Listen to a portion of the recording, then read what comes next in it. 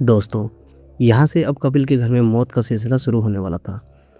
Last हमने बात किया था कि कैसे कोमल के नए पड़ोसी आते हैं और उसको लड्डू देके उस आत्माएँ को वापस बुला लेते हैं।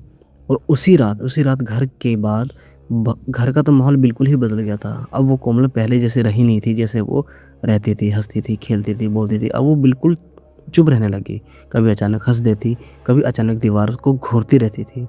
सबसे डरावनी बात, वो अक्सर 2 लोगों की बात करती है, लेकिन वहाँ कोई 2 लोग होते ही नहीं थे और उनके घरवाले भी बहुत परेशान हो चुके थे कि ये वापस आया तो आया कैसे?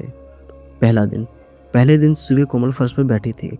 उसने मिट्टी से गोले के जो निशान होते हैं वो बनाना शुरू किया और दादी ने पूछा कि बेटा तू ये क्या बना रही है? और फिर कोमल ने बोली, ये हमारी जगह है, हम यहाँ तीनों बैठेंगे।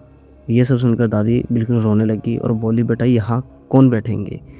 और उस ये सब सुनने के बाद तो दादी का दिल बिल्कुल जैसे कि बैठ ही गया था। और दोपहर के टाइम अचानक से बदबू फैलने लगी घर में, जैसे कि गाँवों में जैसे जहाँ भैंस नहाते हैं कैसे पानी का बदबू फैल जाता है और गीली मिट्टी जैसी स्मेल आती है, तो वैसे ही घर में पूरा बदबू ये फैलने लगी। पूजा ने सोचा नाली का बदबू है तो ये कुछ टाइम बाद ठीक हो जाएगा, लेकिन जब वो कोमल के कमरे में गई, बिस्तर के नीचे मिट्टी भरी हुई थी और उसमें 2 हाथ के निशान बने हुए थे।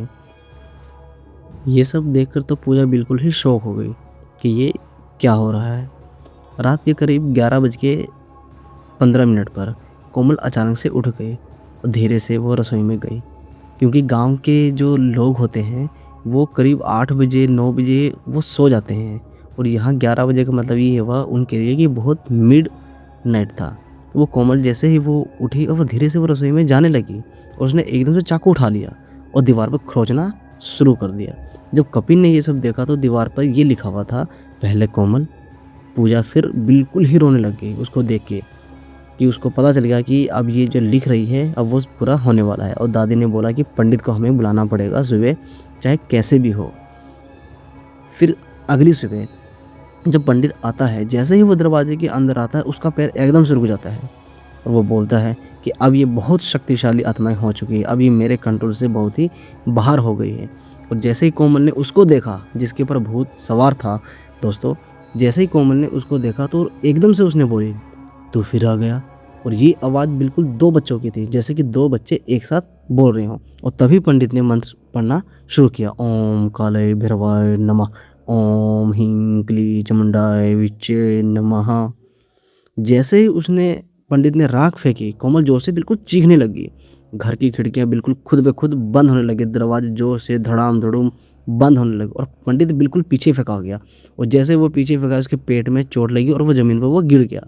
उसने डरते हुए कहा, अब मैंने इन्हें नहीं रोक पाऊंगा, ये बहुत ही शक्तिशाली हो चुके हैं, इनको बलि मिल चुका है, अब ये वापस किसी ने इसको बुलाया है, तो अब ये मेरे कंट्रोल से बिल्कुल बाहर है। और वो वहाँ से जैसे तैसे करके वो बेचारा वहाँ से चला गया। दादी बिल्कुल समझ चुकी थी कि जो पंडित ने बोला है कि इनको बलि मिल चुकी है, इसका मतलब ये कि हमारे 3 महीने पहले पड़ोसी यहाँ पे आए थे, तो उन्होंने कुछ ना कुछ किया होगा, क्योंकि उनके घर में भी 2 बच्चे थे।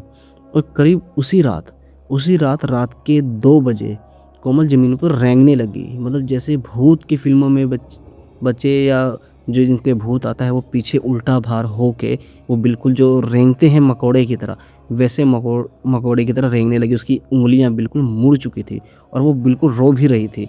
और जैसे ही वो रो रही थी वो फिर अचानक से हंसने लग जाती थी और फिर बोलती थी, हमें खेलने चलना है, हम कब से इंतज़ार कर रहे हैं। और ये एक्चुअल में कोमल नहीं बोल रही थी, बल्कि वो 2 आत्मा ही बोल रही थी जो वो उसको बुला रहे थे। और अचानक से उसका शरीर जोर से झटका देकर बिल्कुल सीधा हो जाता है और बिल्कुल शांत। पूजा ने उसे उठाया। कोमल की सांस बहुत ही धीमी हो चुकी थी, जैसे कि वो सांस ले ही नहीं रही थी, लेकिन फिर भी वो जिंदा थी। दादी ने बोली कि अब इसे ये लेकर ही जाएंगे। दोस्तों, ये सब जो बात बीतती जा रही है, इनके साथ जो घटना है, इसके 2 दिन हो चुके थे। अब आई तीसरी रात कोमल उठी ही नहीं। उसकी आंखें बिल्कुल खुली और फटी हुई थी। उसके जो आँख की पुतलियाँ होती वो बिल्कुल आगे की तरफ आ रही थी, जैसे कि किसी ने आँखों से उसका हाथों से उसे निकाला हो। और उसका शरीर बिल्कुल ठंडा हो चुका था। जब डॉक्टर को इनके घर वालों ने दिखाया तो डॉक्टर ने बोला कि ये हार्ट फेल है, लेकिन दादी और उनके परिवार वाले उनको समझ चुके थे कि ये हार्ट फेल नहीं बल्कि कोमल मर चुकी है और वो आत्माएँ इसे ले जा चुकी हैं। घर में बिल्कुल मौत का सन्नाटा छाया हुआ था। उसी रात घर में एक आवाज़ आई, "एक तो हो गई।" ये सब सुनकर करण बिल्कुल डर गया। उसने कहा, "मम्मी कौन है ये? कौन है ये?" फिर दीवार पे अचानक से लिखा हुआ मिला, "अब करण।" ये सब तो अब फैमिली वाले को पता चल चुका था कि अब एक करके ये आत्माएँ हमें लेकर जाएँगे। अब करण की बारी थी।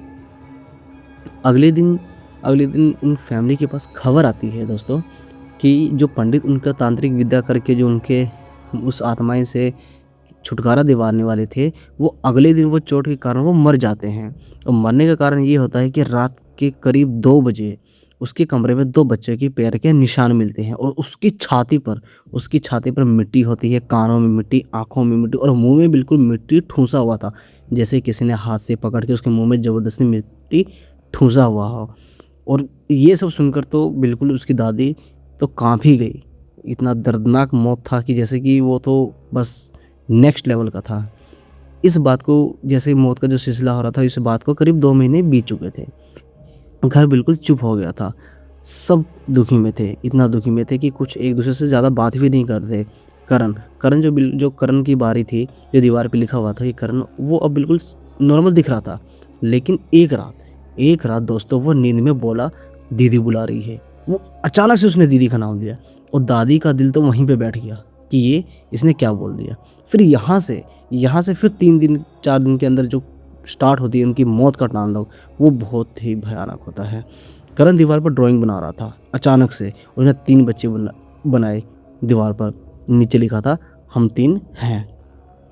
फिर दूसरा दिन करण को बिल्कुल तेज़ बुखार आ गया और वो बोला, "वो मुझे बुला रहे हैं, मुझे जाना होगा।" ये सब चलते-चलते बहुत ही कपिल के घर वाले बहुत ही परेशान हो चुके थे। करीब 3 दिन 4 दिन ये सब बीत चुका था और वही 5वां दिन रात करीब 2 बजे करण अचानक से उठ जाता है। उसने कहा, "मैं जा रहा हूँ।" वो दरवाजे की तरफ चल गया। वो बढ़ रहा था दरवाजे की तरफ तो कपिल ने उसे जैसे ही रोका, उसने करण ने अपने पापा को धक्का दिया और उसकी आँखें बिल्कुल काली हो चुकी थी और उसने बिल्कुल भयानक आवाज़ में बोला, "तू भी आएगा?" और बोलकर वो बिल्कुल नीचे गिर गया।